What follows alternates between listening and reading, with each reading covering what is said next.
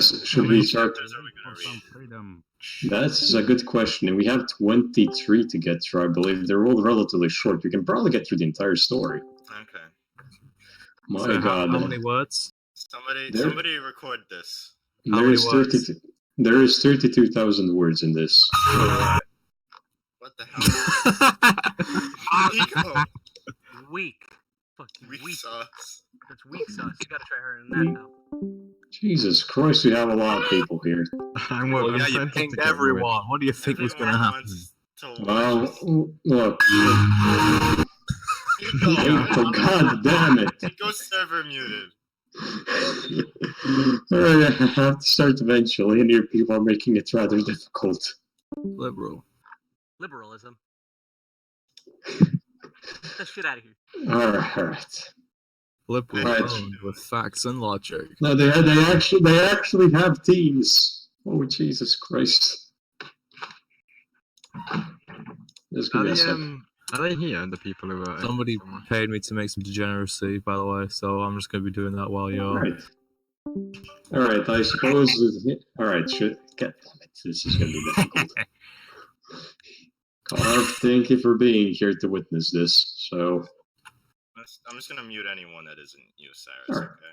No, don't mute anyone. We're allowing commentary after every 3 chapters. Okay, but I'm still gonna mute everyone. Alright, anyhow, I suppose we should start with the intro. This is an Equestria. For future reference, we are going to list off the tags. MLP, Friendship is Magic. Gore, Dark, Human, Celestia, Luna, OC, Other, Main 6. Dieter Heinrich, SS Oberfuhrer of the Waffen-SS, is escaping Berlin during the dramatic collapse of the Third Reich. Dieter is shot by a Russian sniper and mysteriously wakes up in a strange paradise known by its inhabitants as Equestria. Dieter will blaze a trail across Equestria. His actions will topple governments and annihilate species. This is a story of a human being who would forever change Equestria. Chapter 1. Berlin. Berlin was falling. Of that there could be no doubt. The once glorious army of the Third Reich lay in ruins, pushed to its very capital by the Red Army of the Soviet Union. The West, the Allies shut in like a vengeful tide, and it came down to one battle. It came down to one final battle in the ruins of German capital. That is a symbolic gesture of defiance, really. The downfall was inevitable. 6 years of war had not been too kind to the city. What was once an urban metropolis had been ground to the earth, powdered by the constant air raids from the Allied bombers. Civilians flooded the streets, fleeing the wrath of the Red Army as they burned a vengeful swath through the city. Soldiers, children really, all strategic choke points in the city. Everyone was desperate. The air smelled of it. Every now and then, a shell would fall close to a convoy of civilians fleeing the city. They would flinch, staring apprehensively towards the explosion, hoping, praying that the Russians would not find them. Hearing their battle cries of Czech and drinking. SS Oberfuhrer Dieter Heinrich couldn't care less whether or not the Russians found the civilians. His current priority was the preservation of his own life, not those of those too weak to take up arms. Dieter knew that it was over. The Third Reich was collapsing. The Führer was most likely dead. The only logical choice was to flee the wrath of the Soviets. Dieter could understand the Russians' vindictiveness. He could even respect it. After all, he and his comrades invaded Russian land and massacred millions of their people, most of them innocent. That did not mean that he would accept his own fate. He had seen what the Russians did to SS officers, and he had no intention of becoming another corpse hanging from a tree. The Russians rounded a corner of the street. They saw Dieter and wildly opened fire in his direction. Care not if they hit the German civilians. Dieter dived for cover behind a pile of rubble. He felt a piece of wood penetrate his arm. The adrenaline coursing through his veins dulled the pain. Dieter unstrapped his MP-40 submachine gun, flicking the safety off. He moved into a crouching position so that he could aim over the rubble. Dieter fired 2 shots. The first round went through the eye of the Russian soldier, bursting the eyeball and severing the optic nerve, and entering the soft brain tissue behind. The round continued traveling for a fraction of a second before being stopped by the density of the brain matter. The Russian twitched from nerve shock and collapsed, face first to the ground. The second round punched through the other Russian's jugular a millisecond later. Its sheer velocity shattered his larynx. The round then ricocheted off the spine and merged through the side of his throat, spinning and over and as it severed the carotid artery. The Russian made a gargling noise as he tried to breathe despite the hole in his throat. Blood bubbled as he aspired, and he collapsed into the mud, dead. It had taken less than 2 seconds. Peter felt nothing. He felt no joy nor relief, nor did he feel the horror that he had taken 2 lives. He had taken many before, and was likely to take many more. It was war. They had attacked him. Now they were dead. Peter got up from behind the rubble. He glanced at his arm, wincing slightly as he saw the wood jutting out of his wound. He relaxed his arm. Closing his hand around the wood, he quickly yanked the wood out. Blood gushed from the open wound. Peter promptly brought out a flask of schnapps. Quickly taking a swig, he poured it into the wound, gritting his teeth as he did so. It hadn't been the worst pain he had felt. It would pass. Peter took out a piece of cloth and expertly bandaged the wound. It was not perfect, but it would do. His healing done, Peter looked around. The civilians had gone, either taking cover within the structure still standing, or rounding the corner of the street to escape the city. Dieter shrugged and continued walking. It was nighttime. Dieter had walked for a further 6 hours after he had killed the 2 Russians. Sounds of the battle were dying down, although flares and explosions still punctuated the silent night with blinding flashes of red light. Dieter was almost out of the city. By his estimates, he had only 2 more blocks to go. His arm was burning, and Dieter was almost tempted to lay down and sleep as the exhaustion threatened to overwhelm him. Dieter refused to give in. He had been trained to be as steel, unbendable, unbreakable. He stumbled onward. Peter saw the edge of the city in the distance. He was nearly there. He was going to make it. He would live after all. Peter's pace quickened as he felt hope of survival. A shot rang out. Peter suddenly felt the pain in his sternum. Looking down, he saw a massive opening in his chest. Peter cursed softly. Of course the Russians would have posted snipers. Peter cursed again. Was this some cruel trick of fate? He had been so close. He sank to his knees, his normally straight posture sagging as he felt the overwhelming tiredness seize him. Peter fell back, and there was darkness. Author's note. This is the first chapter of my first story. Please leave comments and feel free to give me critiques on my grammar and writing style. Enjoy. Chapter 2. Awakening. Dieter awoke gasping. How was that possible? He did not know. After all, he had been shot. Was he dead? I wasn't sure. The pain hit him.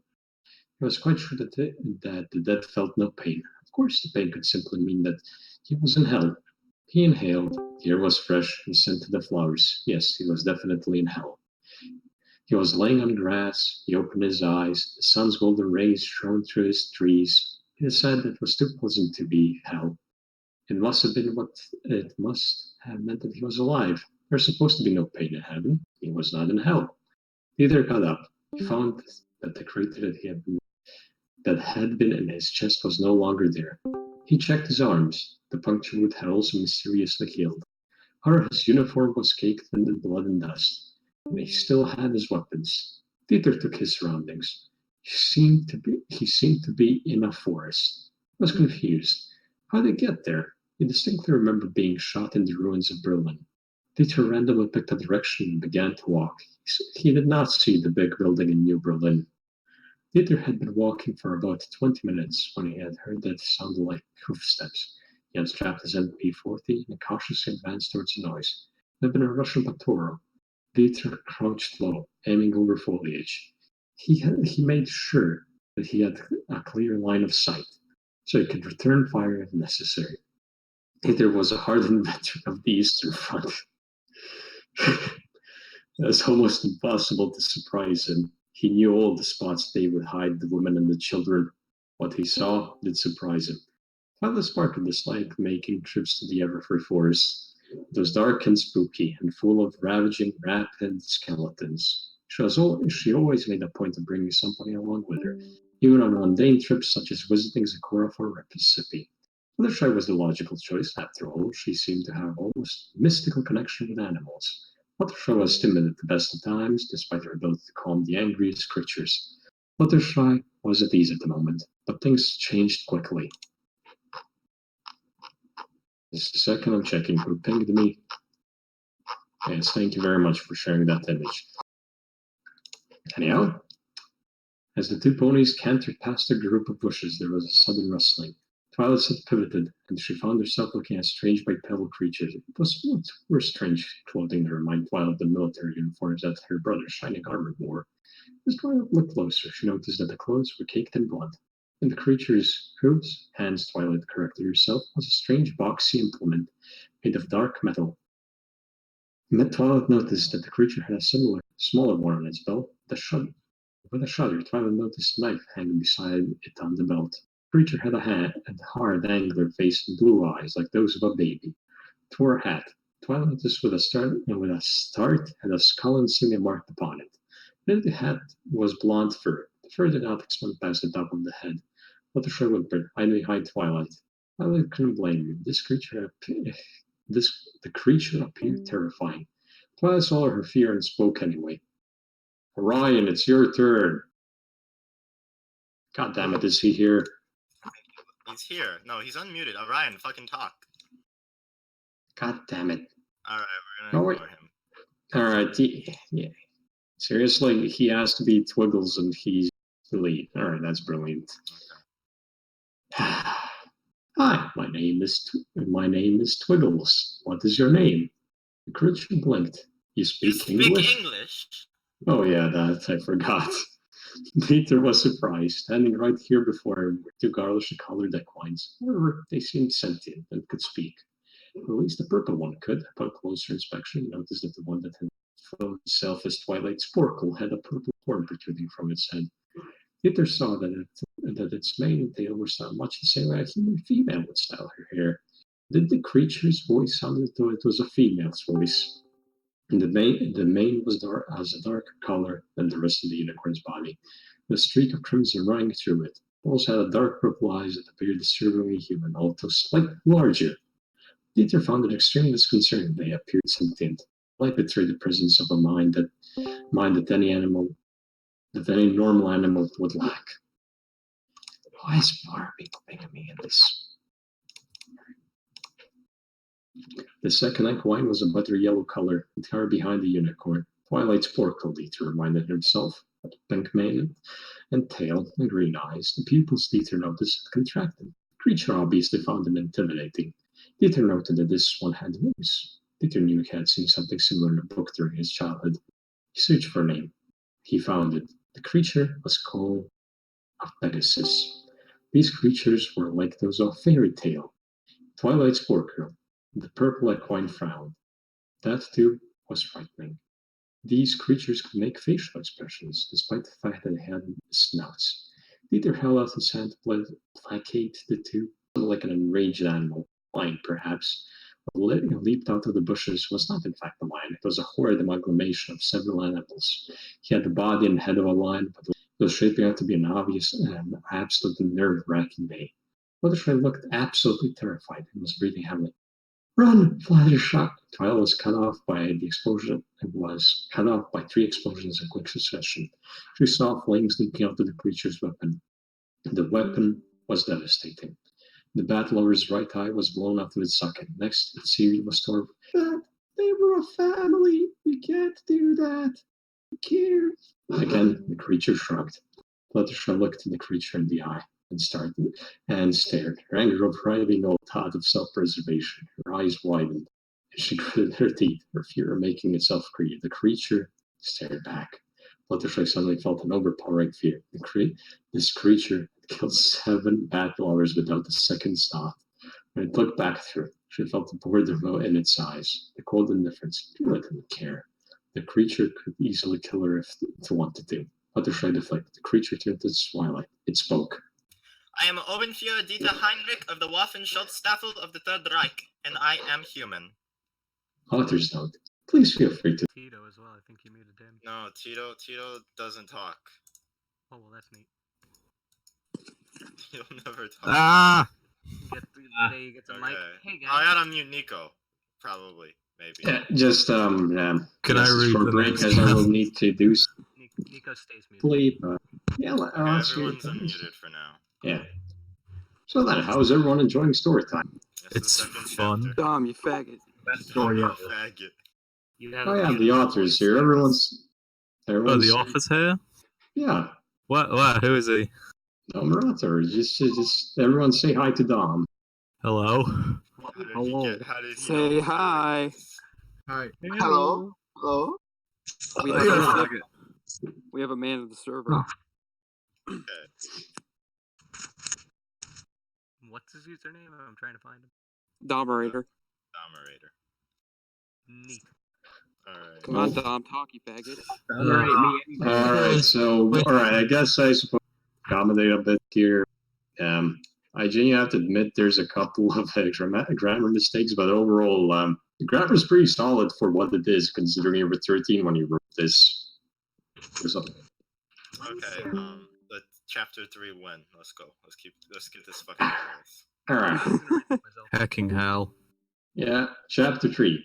Ponyville. Twilight had eventually gotten over the shock. She bombarded Dieter with a of what he considered to be main questions. She asked him about everything, from his uniform to where he came from. He answered each question levelly. Mother remained silent throughout the trip, her head bowed as she thought she was afraid of him. She likely was, Dieter thought, but killing was not the best way to make acquaintances.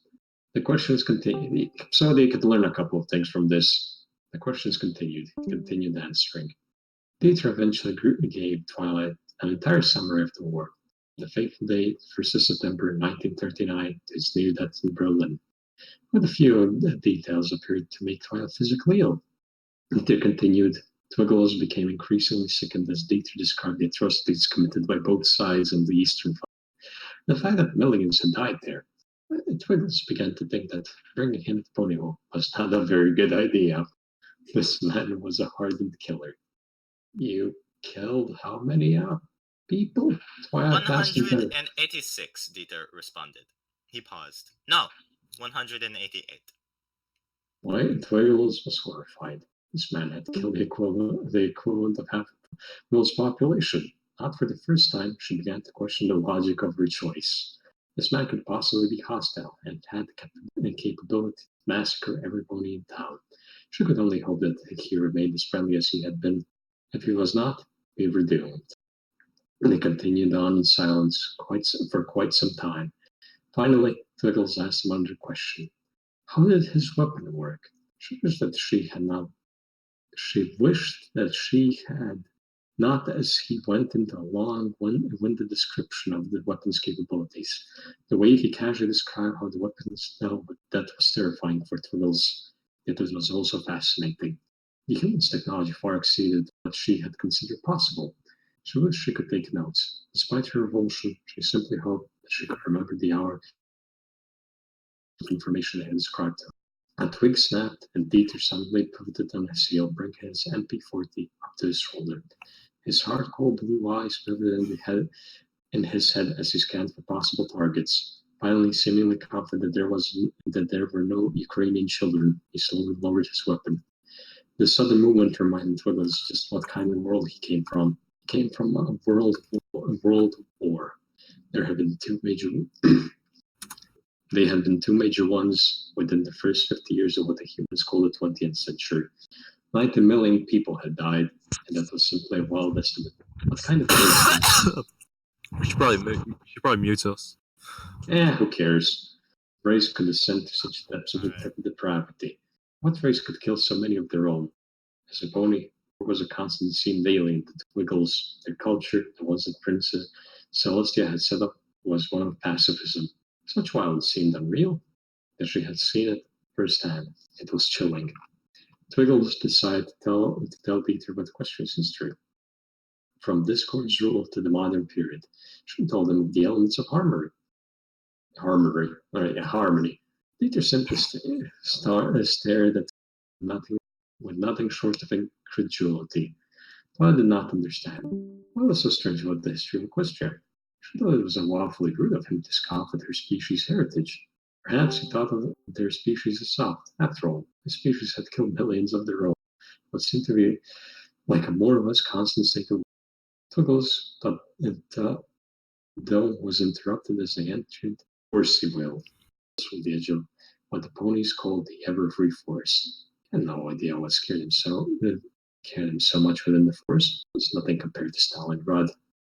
He saw a cyan Pegasus with a multicolored mane come racing towards him. her wings pumping furiously, her mane and tail causing a rainbow-colored streak. He knew that was going to attack. He rolled at last moment, drawing his combat knife. The Cyan Pegasus struck a brown pony with a black mane. Cyan Pegasus struck a brown pony with a black mane tied blossom. The brown pony, wore a suit and had the bearing of one who thought he only saw. The brown pony Kisu began to berate Cyan Pegasus. He saw Twilight staring at knife with fear. She shook her head at him, signaling that he should put it back. He raised an eyebrow. She's a friend. He's not hurt her. Twilight squeaked. Peter sheathed his knife. He approached the quarreling ponies. He noted the brown pony had 3 money bags as a key. Squiggles referred to the symbols upon the pony's asses. He frowned. Pony turned towards him, preparing to accost him for the intrusion upon what he believed to be righteously indignant lecture. Pony's tongue stopped as he saw not a pony, but a large imposing figure. Peter leaned in close. Are you a Jew? He asked quietly. Joden. Ik draai Joden. Ik draai Joden. Wow. Oh. Theater's characterization with literally no characterization. I'm back. What did exactly. I miss? I'm watching this for the plot. Hi. I'm back. Sorry. Right, you missed your chance to wiggle. Oh, I missed it. What? Yeah, you're gonna continue doing that. Now. You're gonna be the rest of the main 6. I'm gonna be oh, wonderful. Okay. We're on chapter 4. Chapter 4. Meet the gang. Oh boy, this is that part of the human equestria effect that everybody, where they meet. They are literally all the same, and this is no exception. Yeah, this is. They genuinely way. Inside, he said, if this pony was indeed a Jew, he would die. The weak perish, the strong survive. This was the rule of the Third Reich, and always used. Peter knew that his anger was more than that. The ghost of the past still haunted him. He had dealt in death and grown much too long to care anymore. Part of him was dead. He was no longer capable of compassion. It had died with his family. Tony shrank back in fear. Peter felt only distaste. This one was a coward. He shrank back, fear for his life. Peter was surprised that he had survived this long. Only the strong deserved to live. He suddenly straightened his back. Peter knew that pose. Was a pose that came whenever the rich were indignant. It was usually followed by a singular question. Do you know who I am, Goy? Pony asked. I am filthy rich. You eat because of me. I can't make a Jewish accent to save my life. You're already Jewish, Cyrus. Do you know who I am, Goy? Alright, what was that? You're reading You the... eat because of me, Goy, you filthy Gentile. I'll circumcise you a second time for this. He's even does improv. This is great. Your national treasury. Can you read the Jewish lines? I can do a brilliant impression of a Jew. Okay. What, because you're I own the liberals with facts and logic. God is here. The transgender suicide rate is 40%. Why isn't it 60? We can We've gone off topic. The Discord server has been shut down. That Yard one, whoever that Yard one person is a really good Jewish accent. He should do something. Look, I just want my Israel. So can you not be this Jewish? Just own the liberals, dude. How long before Discord shut us down? About 2 more hours. Dieter felt hurry up. This name was strangely fitting. Dieter found himself suppressing cold laughter. He ate because of his minuscule creature. He could eat the stuck-up parasite. Dieter's face showed no emotion. Ever the effect of us said, Answer my question. Are you a Jew? Dieter's voice remained level, even mechanical. He took out his Luger. It would be amusing to kill him. Who's... God damn it, Selenite, your line is no, like a hesitant no. Someone. Huh? Someone do a Jew. Can someone do a Jewish? Can someone do a Jewish no? No, the liberals are armed with facts. Okay, no! Filthy Jew stammered. Owned. Dieter sighed, holstering his Luger. That's too bad, really. He was looking forward to killing this priest in his face. Dieter knew that he could not. It would not be the same. Dieter began to wonder why he even bothered.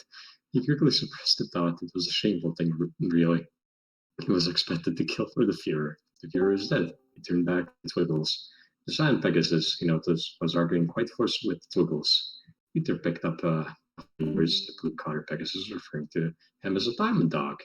Though it was slowly assuring Rainbow Dash that Dieter was not, in fact, such a creature. Dieter sighed. He'd always known that his arrival would be greeted with something less than enthusiasm. Wherever he went, people had either been afraid of him or hated him. Sometimes he honestly couldn't like them, as after all, a Nazi. No one liked Nazis. Twiggles, yeah, it's a sad life. I mean, except I only thought to kill all you. The best was before I advocated Omnicide as a matter of social policy. All right, can we continue? This is a very until my vocal cords give out. Just for him to follow her, Peter shrugged.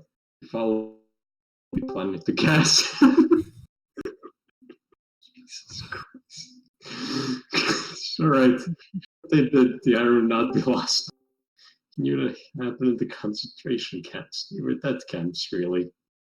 I'd never been in a camp. Though often SS were devoted completely to combat. Concentration camps where the SS taught and coffin. God damn, I don't know this code. SS Totenkopfverband. Alright, thank you. I don't speak Croat, so the infamous death heads. I'm sorry, I don't speak commie. You speak American like a normal human being. Yeah, I only speak USA. Yeah.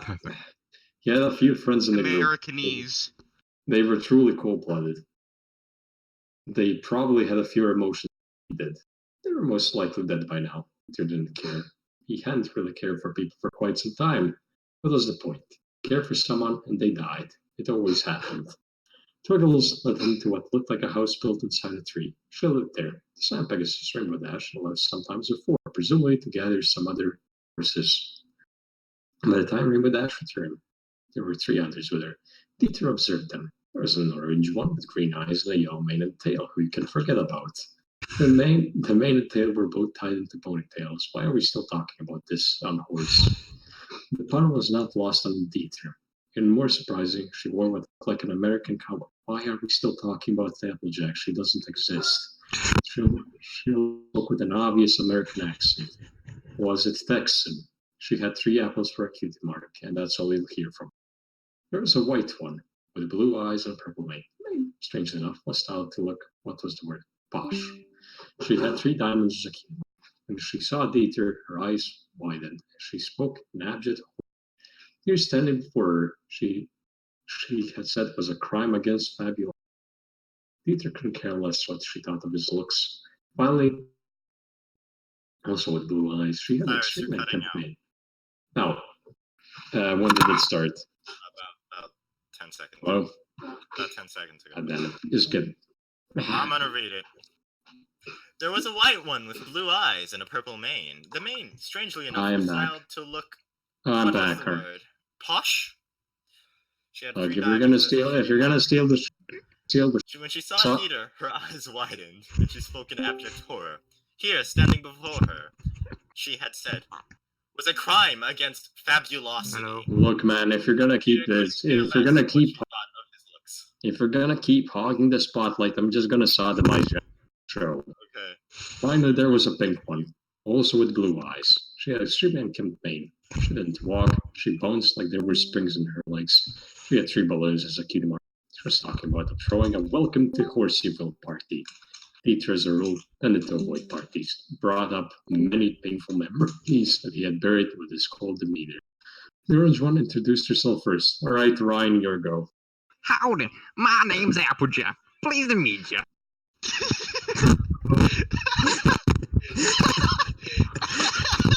My name's Go. Touch Please me follow and I me. will break your legs. Welcome to Private. Please follow All me. right. All right. I think we should. I'm sorry, I don't speak British. You know what? Wait, so just a second. I think we should just make it that every time Applejack just speaks, we just skip all the lines. We just skip the lines. Good idea. Yes. Skip Applejack's lines. Nico, shut the fuck up. So yeah, Ryan. Every time AJ speaks, pick her. All right. Just like cough. Just. All right. Applejack was taken aback. Excuse me. The white pony spoke next. My name is Rarity. You look horrid, my dear. Allow me to fix up your uniform for you. It's a crime against fashion, and all grey and whatnot. No, Dieter replied. You will not touch my uniform. It is against regulation to make alterations. Rarity blinked. Rude was this creature. She tried to display generosity and indifference. The pink one was introduced next. Oh my gosh! I finally. How do I do this voice? Finally I get to meet an alien. I'm gonna throw Make your voice a very party. high pitched. I can't. Oh my gosh, I finally get to meet an alien! I'm gonna throw a party for you! Welcome to Ponyville! I'm begging you! Bouncing up and down excitedly! Dieter responded with silence, as did most of Pinkie Pie. What an original name, Dieter thought. Pinkie bounced in circles around Dieter, almost expectantly.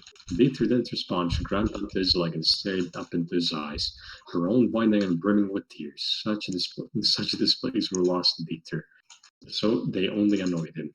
Mein Gott, Dieter thought. They are really ignorant. Fashion parties? Dieter thought the last two words with distaste. Finally, the cyan Pegasus Rainbow Dash zipped around his head and landed before. I'm Rainbow Dash. You I'm better a stop being wait. rude to my. You should stop being rude. So what? You better stop being so rude to my friend, jerk, or you'll have to deal with The me. ultimate Jewish voice here. She flew up to his eye level and bumped his chest with his. Do not touch me, Dieter put emphasis on each word. No one shall touch me. Oh yeah? Oh what? You bleed on him? Rainbow Dash No, spawned the to last grab her person brain. who touched me, God. I stabbed multiple times in the heart with a combat knife. Dieter said the words with a hint of amusement. He left out the fact that the person he had stabbed was in fact an enemy soldier trying to kill him. The group of friends recoiled in horror, never having heard someone speak so casually of such violence. Fuck you, I can't take this. I'm gone. No, this is fucking I am Obenfier Dieter Heinrich of the Waffen-Schultz-Saffel, and you will refer to me as such, Dieter stated loudly. The ponies glanced at each word. What did that even mean? At each word. All right, give me a. I'm gonna go handle something real quick. I'm gonna get dinner. Until then, I have. And so they entertain them. So I'm gonna just scream for like 5 minutes. All right. Okay, I'm gonna keep saying. Fucking Auf dem Eis, I don't remember the words. Dun dun dun dun das Eis dun dun dun Erika dun dun dun dun dun dun dun dun.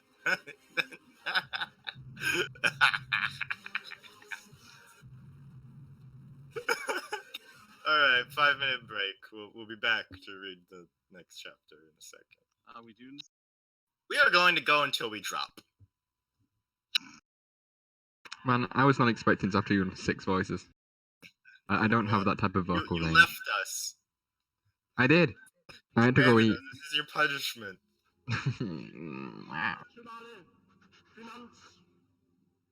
Somebody play the fucking Nazgul theme, motherfuckers. Die Staatsmänner der alliierten Nationen, sie blieben hartherzig. Im Gegenteil, man sagte damals ganz eiskalt, dass wir 20 Millionen Deutsche zu viel seien. 1939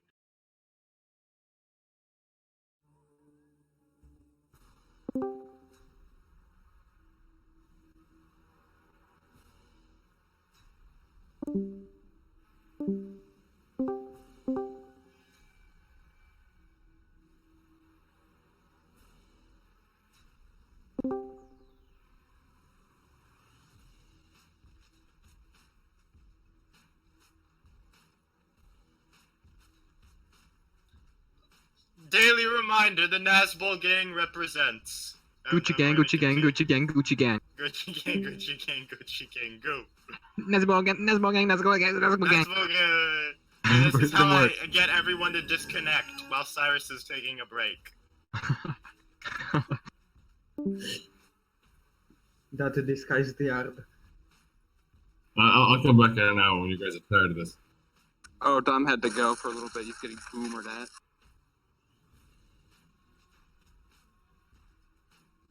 And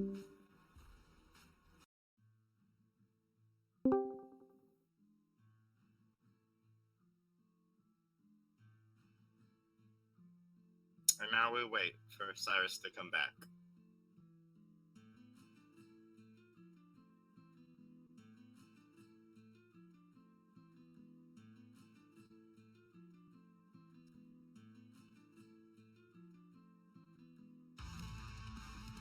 Oh God, no! I thought it was like Nice. 10 more votes.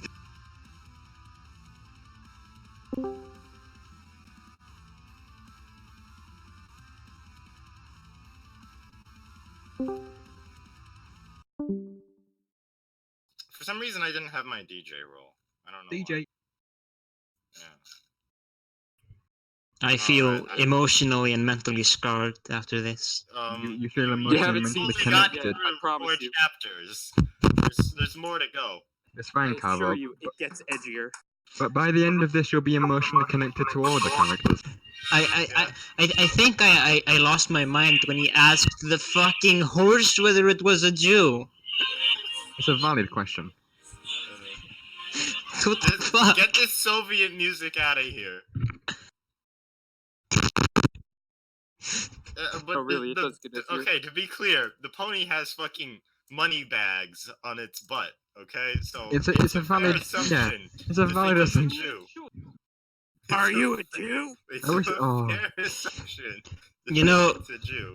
This whole thing is gonna get reported to Discord, and we're all gonna get IP banned tomorrow. I guarantee it. No, there's worse. Also, no. Implying Discord would dare come to this server. Implying that's not a good thing, though. It's probably for the. If we all get banned, that'd be great. Wouldn't that just leave Featherus on his own to run this server? No, Feathers and Scoop. Scoop isn't in here. Oh, Scoop left. Oh, and yeah, I did, but he's logged in here. I want to read a chapter. I'm gonna read it. I'm gonna see what I need to memorize. Are a pirate. You No. are a pirate. So like to be. You are a pirate. Oh. Oh, you want me to continue? No.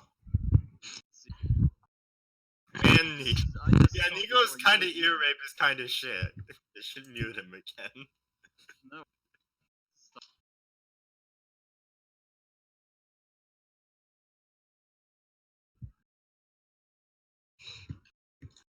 Who's this Sodia nerd guy? This guy is gonna be banned, I think. Hey, you can't do that anymore.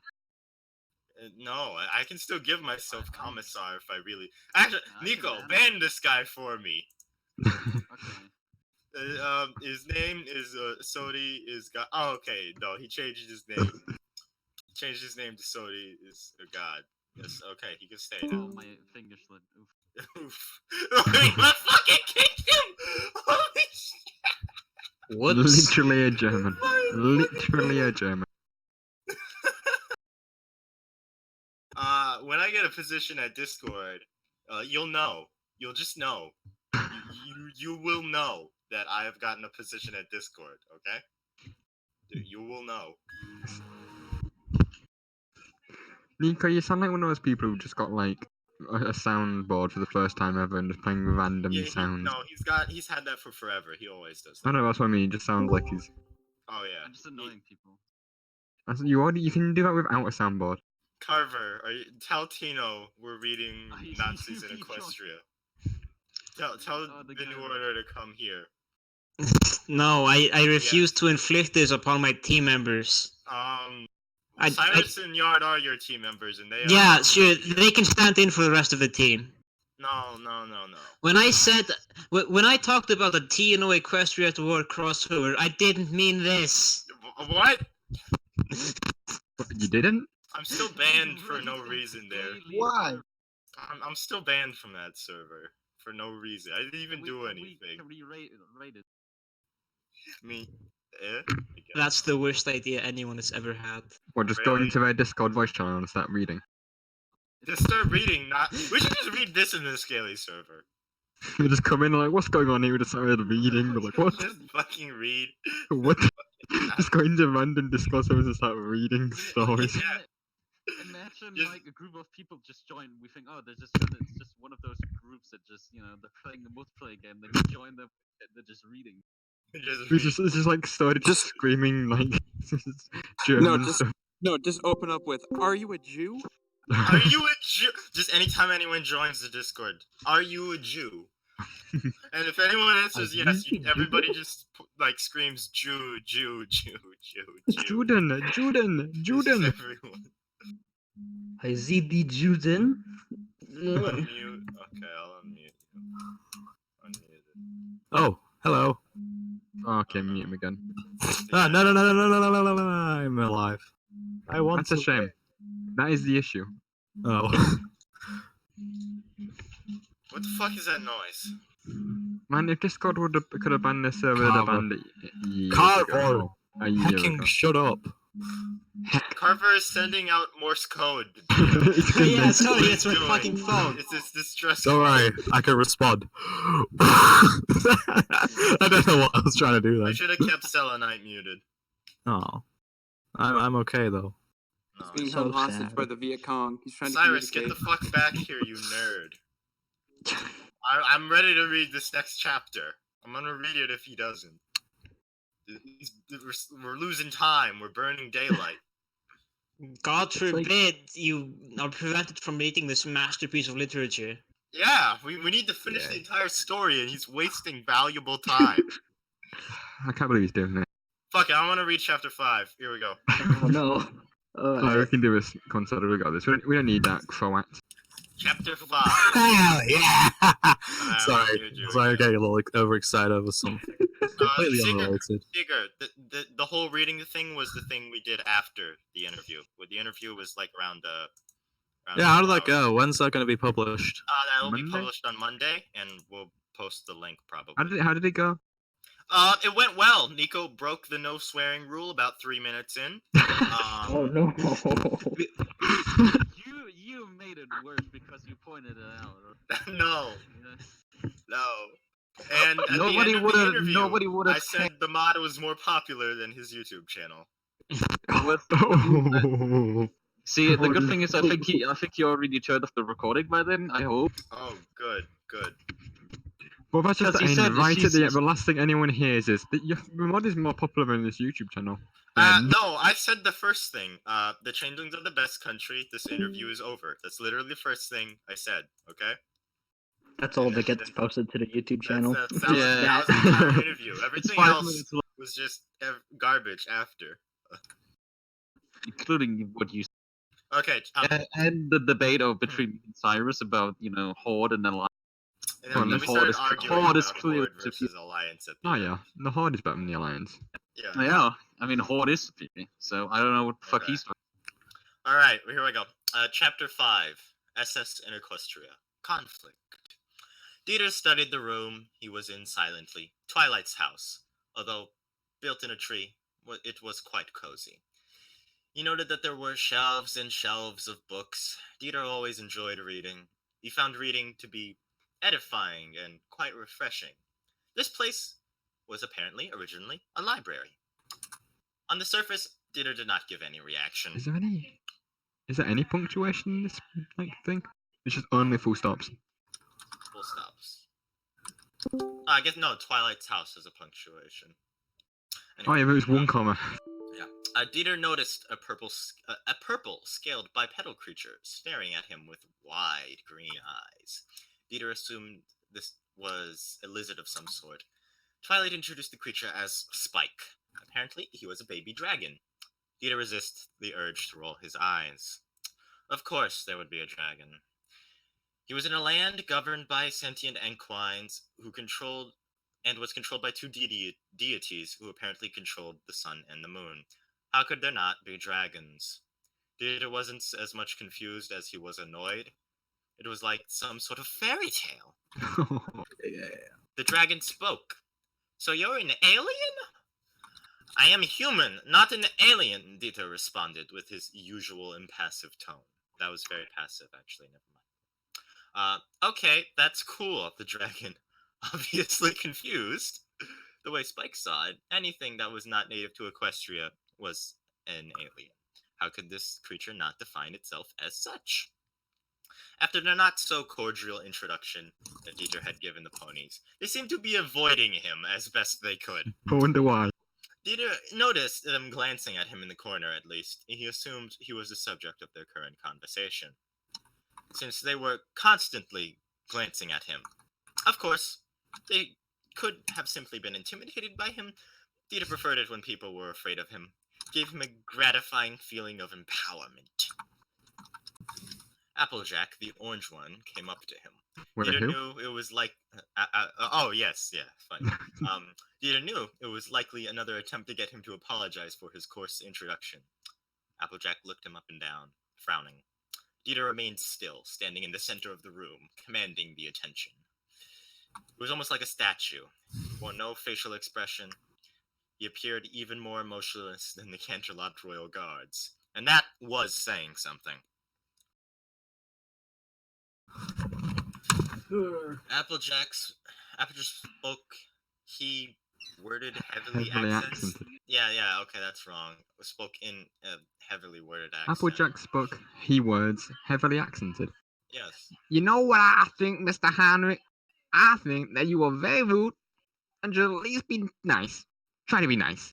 What I mean to say is that we are showing you hospitality. You should try and at least be thankful. Applejack looked up at him expectantly. One, Dieter replied. You will call me Obenführer. Obenführer Heinrich or Sir. You will not call me Mr. Heinrich. I hold a military rank and will be addressed as such. Applejack narrowed her eyes. Two, Dieter continued. Do not presume to lecture me on my manners. I outrank you, therefore I will follow what I order, not vice versa. Applejack's eyes became like slits. I will follow what I... Dieter noticed that the ponies were staring at him again. Eyes widened. Rainbow Jess displayed obvious hostility towards his words. Dieter got the feeling she did not find his demeanor endearing. Dieter did not care.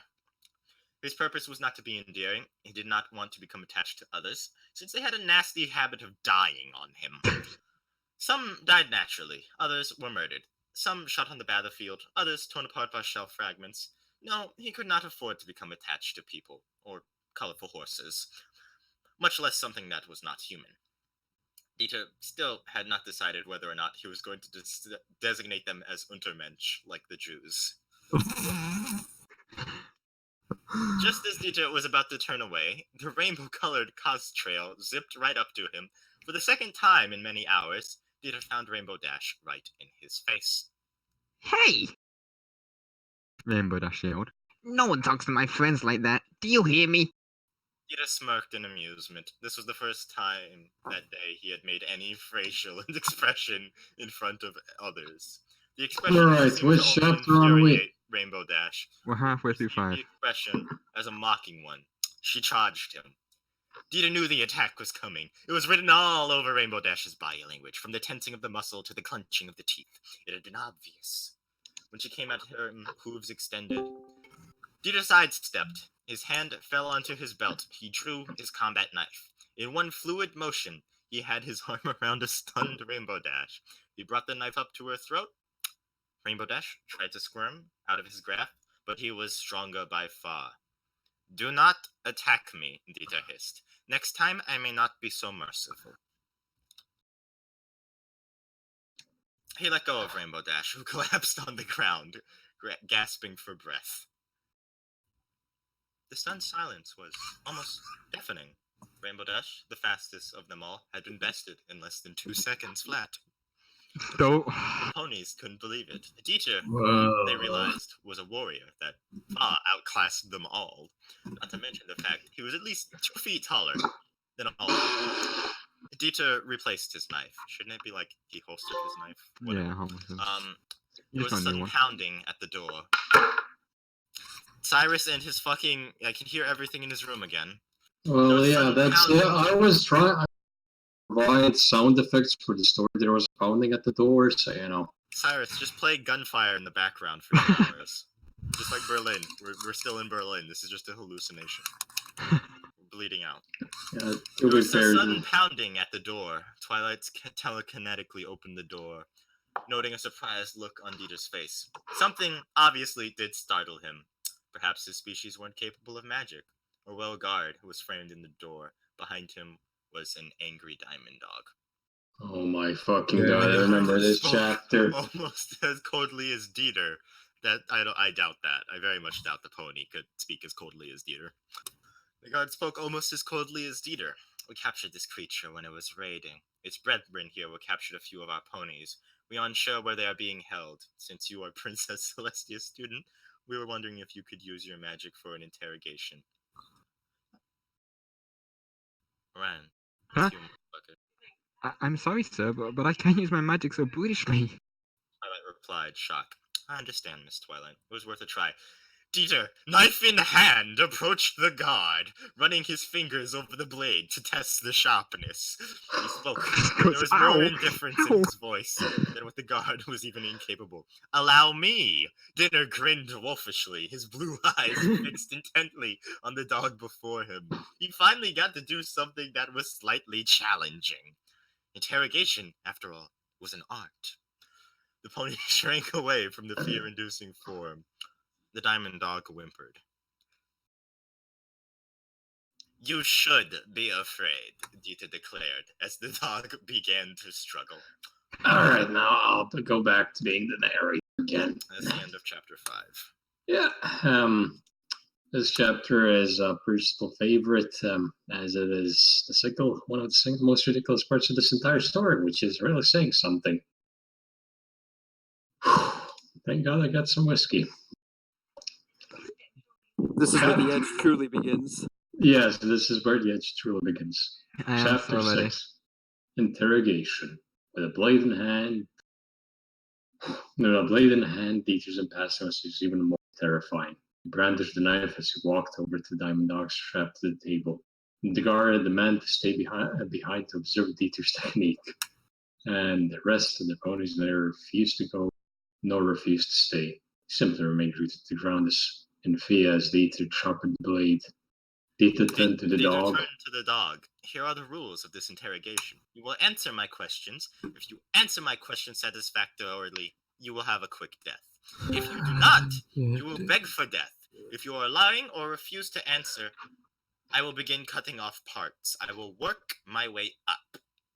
The dog whimpered, and once more righted against its bonds. Dieter approached, his face giving nothing away. No horror, no fear, no joy. It would not be the first time he had used such interrogation methods. The longest that anyone had out against his probing was 15 minutes. It was a miracle, really. The primary assessment generally consumed much less time. Dieter would rather that the dog give up right away, so that he would not have to waste his time too much. First, what is your name and designation? Dieter asked coolly. The dog? It's a fucking stupid way to spell coolly. Coolly, yeah. The dog didn't respond, opting instead to grind its teeth. Dieter sighed. Dieter tightened his grip around the combat knife. He raised it over his head. He brought the sharp tip down direct into the dog's foot, opening up a huge gash and eliciting a cry of pain from the dog. Dieter proceeded to carve through the skin and into the bone. Pony's gasped at the brutality displayed, and never thought that Dieter had actually meant what he had said. No, stop, begged the dog, panting from the pain. I'll tell you what you want. Go on, Dieter responded, lifting the knife. Give me your name and designation. Me bingo, me just a grunt. Please don't hurt us, the dog whined pleadingly. Good. Tell me what I need, and I will end your pain. Dieter replied emotionlessly. Where are the ponies being held? Me can't tell you that. Me don't know, the dog frantically cried. I believe you, Dieter turned away. The dog sighed in relief, but suddenly howled as Dieter the knife. Dieter quickly castrated the dog. The guard's pony turned green despite his superior training. Fluttershy fainted from the horrifying scene before her, being eyes main deflated and whole, her carefree attitude vanishing to thin air. Applejack and Rainbow Dash squeezed her eyes shut. Rarity ran outside to vomit. Twiggles simply stood rooted to the ground, rendered mute by the sheer brutality displayed. So I always had my dogs neutered, Dieter stated. Now answer my question. The dog panted, being held as slaves burrows outside horsey will. Rarity, who had entered the building despite her conscience screaming at her not to, nodded. She had been captured by the diamond dogs once before, while she was out collecting gems. She knew exactly what the dog was referring to. She told Dieter what she knew. Dieter with the blade. How many of your brethren are within these caverns? Dieter asked. The dog responded instantly, not wishing to endure the pain long. They about 70. The dog's voice had taken a high-pitched squall. Please, kill me, the dog pleaded, as did the audience. One more question, and I will grant you a silent mercy. I am a man of my word. One more question. The dog's breathing had become erratic as the pain threatened to overwhelm him. What kind of weapons do you have? Dieter asked, obviously interested. Mostly clubs, knives, and swords. Kill me! The dog and the audience begged in unison. Dieter brought back the knife. He looked the dog in the eye. The dog stared back despite the pain. After what seemed like hours. It was in fact only a few seconds. Dieter brought the knife down into the dog's jugular, splitting the larynx in half and severing several white arteries. The dog breathed its last. Dieter remained impassive, even though on the inside his stomach cried. Dieter had a dog in his childhood. He had just killed reminded him too much of that happy time that he had long ago buried. Despite the facade of amusement, Dieter hated torture. He glanced at the wall. The interrogation had taken only 2 minutes, 15 seconds, less than an average human. As Dieter turned back towards the ponies, he saw them covering at his glance. He didn't blame them. He must have looked like a monster, covered in blood. Dieter wiped his blood-stained and bloody knife on the dog's fur and treated it. He looked at Rarity. Madame, would you be so kind as to guide me in the caverns? I will finish what I started. Dieter's eyes seemed to glint with the prospect of a good fight. He was ready. Author's note. Next chapter, EaWBalls. The weather conditions will be violent, the chance of extreme trauma. Oh, the weather conditions will be bad. No Stukas. The comments are even good as well. Wait, if it's a battle, do we need like combat sound effects? Or it's just a bunch of guys with fire in the background. But it's just a guy with like some dogs with clubs and a guy with a leader. Okay, I'm gonna steal this from dev chat. This SS officer seems more like a disciple of Korn. Oh god, the chat. I feel bad for Carver here. Carver, how are you enjoying the story so far? I want to backflip into a volcano. I mean, that should be fairly easy for you. You're from Iceland. You have plenty of those. Yeah. This is but does Himmler? This is just Himmler. This is just Himmler and Heydrich. Well, I mean, technically, I am the I do dev like the nation Heydrich leads in TNO. So now you're getting inspiration. It's fine. Let's keep going. If you had a reference to this, I'll pay you. I like how okay, just for reference, this chapter now, the new next chapter is called Purge. It's just called Purge. Oh, so it's going to be a nonsensical series of movies? Yeah, more or less. I I mean, Did you not hear about the theatrical adaptation of this fanfic? that would be something. Oh god, we need a carpenter story now. Okay, Cyrus, do you want to read this chapter? Yeah, let's go. To hell. Boys. Wait, there's this chapter 7. This is chapter 7, yes. You just That's a holy Judaic number, so we'll just refer to it as number 6.1. Purge. 6.1. 6.1. Yeah, 6.1. We can't use the numbers. God damn it, there's still viewers. We're gonna get banned by the SS for this. I'm terribly sorry. I need to go to their barbecue sometime. I can't afford to get banned. Courage. Rarity and Dieter stood before the hole in the earth. It was interesting, Dieter thought, that creatures that were obviously canine would live in there, like balls. He saw his gas mask over his face that he definitely had since the start of the story. He definitely had that, yeah. He had stated that there could be certain pollutants in the air that necessitated the wearing of the mask. Truth be told, he wore it more for the scare factor. After all, what was more terrifying than an emotionless insectoid death mask? Sodi, obviously. Roger thought the mask was horrid, but it didn't come in. Sodi, he's perfectly describing you here, I know. Dieter pulled out one of his several Model 24 hand grenades that he definitely had. He noticed Rarity eyeing the grenade curiously. Dieter paused to see if she was going to say anything. She opted not to. Shrugging, Dieter proceeded to cock the grenade, and his penis, much to Rarity's surprise, dropped it down the hole.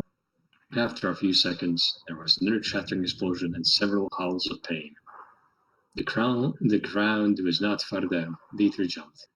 He hit the ground and rolled, MP40 aimed further into the cavern. Rarity gave a grunt as she dropped down next to him. There was a squeaking noise as several diamond dogs closed in. Dieter spotted the first one on the roof of the cavern. He aimed for the head and pulled the trigger. Rarity shrieked as a loud explosion echoed through the cavern. The dog's head suddenly caved in from the sheer force of the scream, and the twitching corpse fell to the ground, dead. Dieter booted it with satisfaction. Textbook kill. Rarity, once again, had to resist the urge to laugh. Dieter poked the barrel of his gun around the corner, peeking out after it. 2 metal armored dogs came charging towards him. Dieter shot both of them through the visors, pulverizing their skulls. A third dog came charging through. There was another flash of bright yellow light as the bullet sped its way into the dog's chest. The bullet pulverized the dog's sternum, driving bone fragments into its heart. Finally, the bullet severed the spine, sending the dog's corpse sprawling to the ground in a pool of its own blood. It was quiet, Dieter nodded to himself. The dogs were intellectually compromised and easy to kill. Inferior opponents for Germany's elite.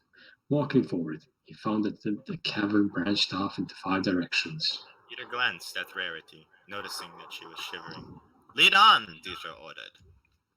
Rarity knew where they were previously, but it could only stand to reason that they had harvested all the gems in that particular region of Karen and had moved on. Rarity cast her gem finding spell. The dogs would likely be where the most gems. Dieter followed the Rarity's lead as she headed towards the cave on the far left, silently scanning for targets of opportunity. Several more dogs came charging out, each mowed down by Dieter's superior firepower. Six fully armored dogs came from multiple directions. They were covered head to toe in steel, and each carried a sword. Nominally, the dog's armor could stop swords or knives swung randomly towards them. They had specific weak points and stood no chance against a well-trained opponent. In fact, I think the hardest part of the armor could God damn it. Where's that Nico? No, that's Carve. Or just doing the sound effects. Alright, anyhow, let's continue. Peter found himself surrounded, very covered, knowing full well what would happen if they would be raped. Just so the audience knows. Dieter's body expression suggested boredom. He fired 5 shots before his first magazine emptied. Each bullet punctured a vital organ within the dogs' bodies, exploding hearts, severing nerves, and pulping brains. The final dog took a swing at him. Dieter knew that if one blow connected him, he was finished. Dieter rolled under the strike, drawing his knife, and traveled under the dog. He jabbed his blade through the dog's unarmored groin. The dog howled at this apparent assault upon its masculinity. The dog toppled to its knees. Dieter stood behind it and jabbed his blade into the back of the dog's neck, in between the helmet and the body plate. Dieter reloaded his MP40. He still had around 90 magazines left to spare that he definitely had, plus several for his Luger. The killing continued. Give me a second. Oh, this is the best thing that could have ever happened. And I unfortunately can't share it. Oh, Jesus, I'll share it so that he'll understand it. Just give me a second. This is very important. God damn it, turn off those.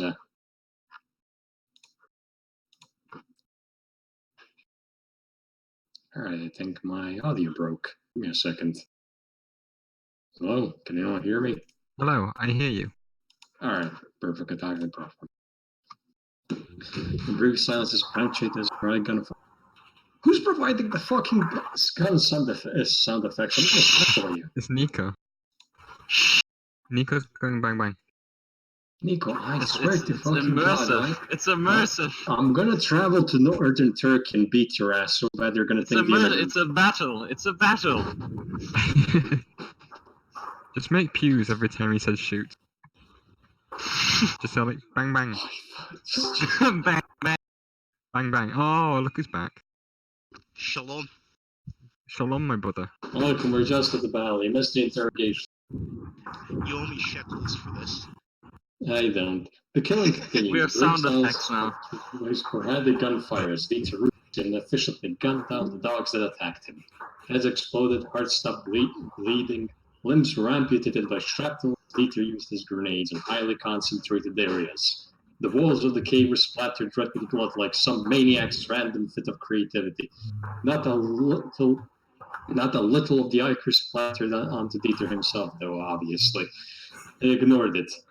This wasn't the first time in his life he had found himself covered head to toe in the blood of his enemies. Unfortunately, a lot of blood also splattered onto Rarity, who reacted poorly to the vicious red fluid. The cavern eventually began to widen out as they came to the dog's mining area. Peter noticed several pieces of luminous golden armor discarded haphazardly around the room.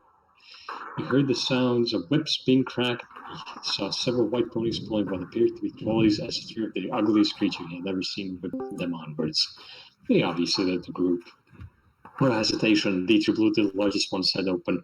It took 2 steps. Its primitive nervous system not yet realizing it was dead. It collapsed in a bloody heap on the floor.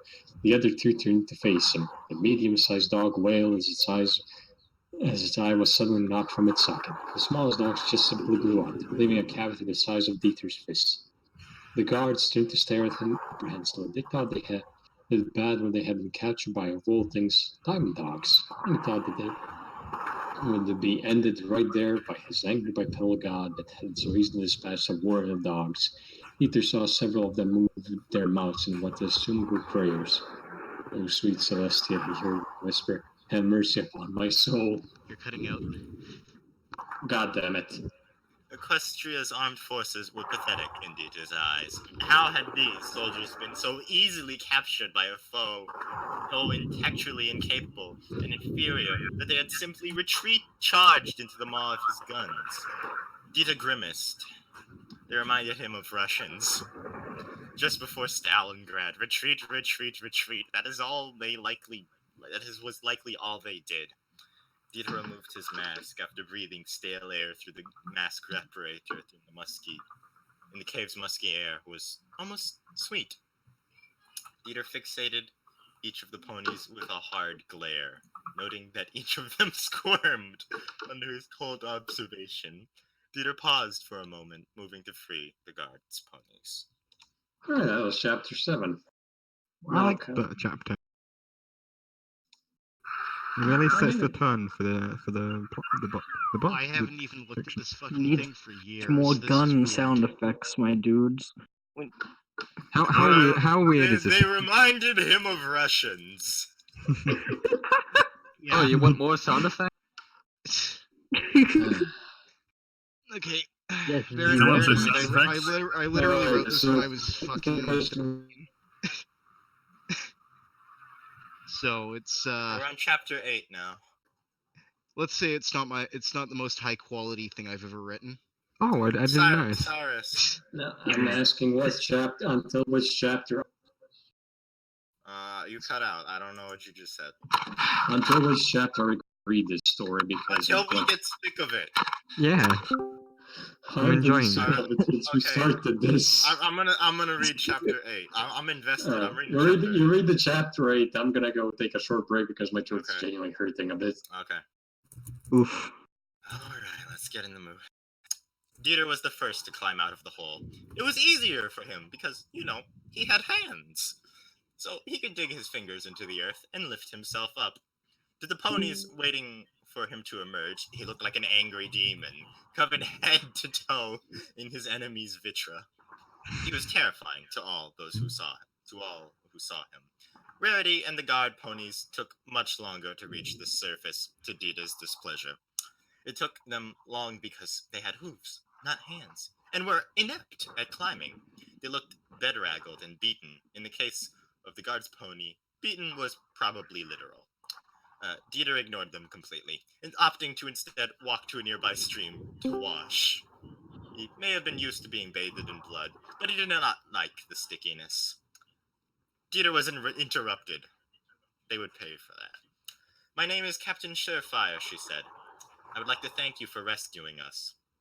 Dieter grunted in response. They were soldiers, these guards' ponies, but they certainly didn't act as such. Once again, he thought of how pathetic the ponies really seemed to be. They lived in a world without war. Dieter had nightmares about stuff like that. How could a career soldier... What would a career soldier do without war? It seemed to him that the Equestrian Royal Guard had more in common with the Allgemeine SS than with the Waffen. They certainly looked good with their weapons and armor, but they rarely used them. Looking up, Dieter noticed that Captain Surefire had gone. Good riddance. Dieter finished washing up. He put on his uniform once again and noticed that there were no holes. The dogs hadn't even managed to touch him.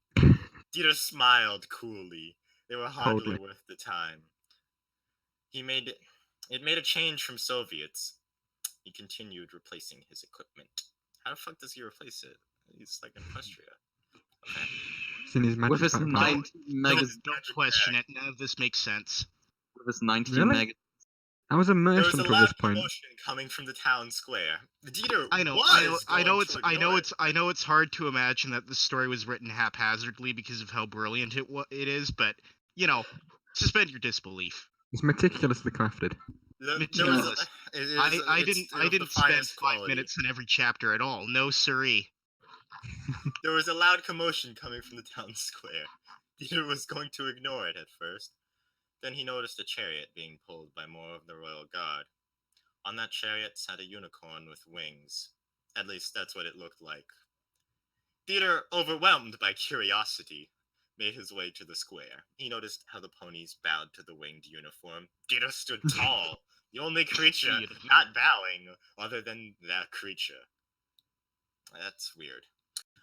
He noted that the mane was multi-hued, seemingly ethereal.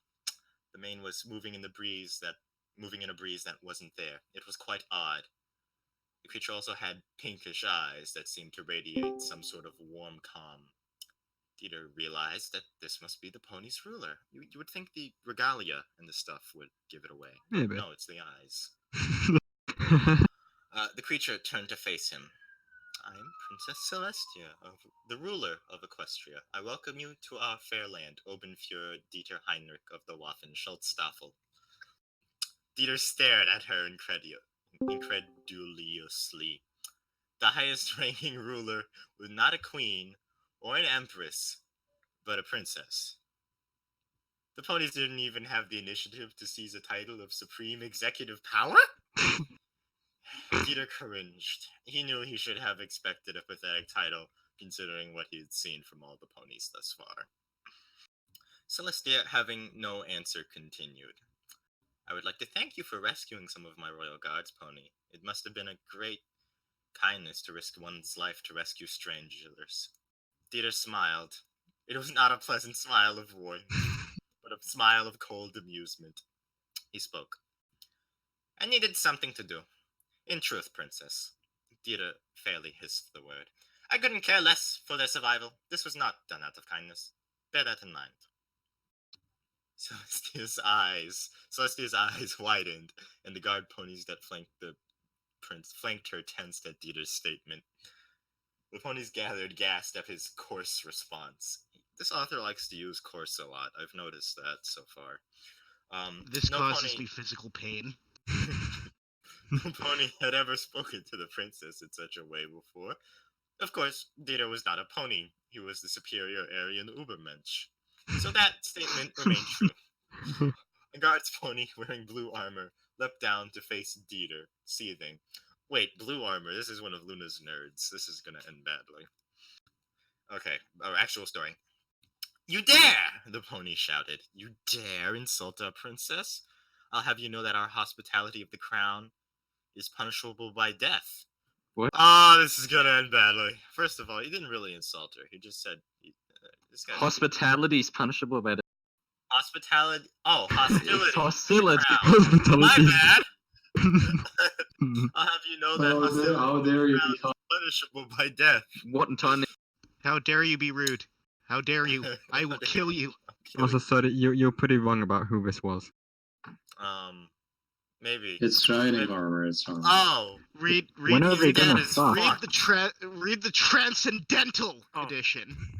Oh, Dieter I'm gonna go on to the enhanced. Dieter remained cold, not giving the pony It is satisfaction Estus of and seeing Equestria fear. that made 300 times edgier. Do you think I'm Intentionally. afraid of a death threat? I have been shot, stabbed, blown up, bayoneted, lacerated, and burned enough times that I no longer care.